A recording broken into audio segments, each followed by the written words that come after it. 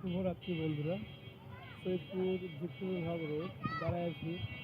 আসলে একটা জিনিস শেয়ার করতে যাচ্ছি। আসলে পুরুষ মানুষের জীবনটা দেখেন কতটা কষ্ট, কত স্ট্রাগল করতে হয়।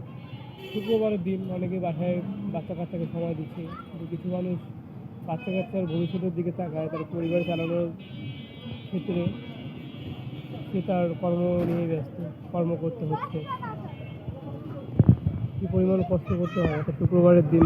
অনেকেই বাসায় শুয়ে আছে, কিন্তু অনেকে দেখেন গ্রাম থেকে শহরে এসে ব্যবসা করতেছে নিজের বাচ্চা কাচ্চাকে ভালো রাখার জন্য, পড়াশোনা করার জন্য।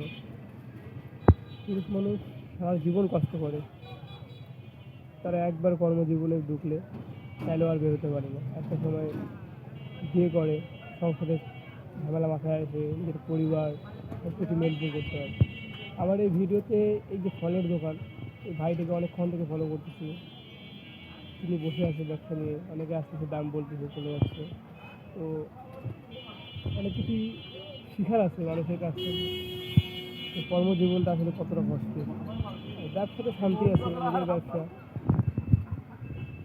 তো একটা জিনিস শেয়ার করলাম, কেমন লাগলো বলবেন, অবশ্যই কমেন্ট করবেন।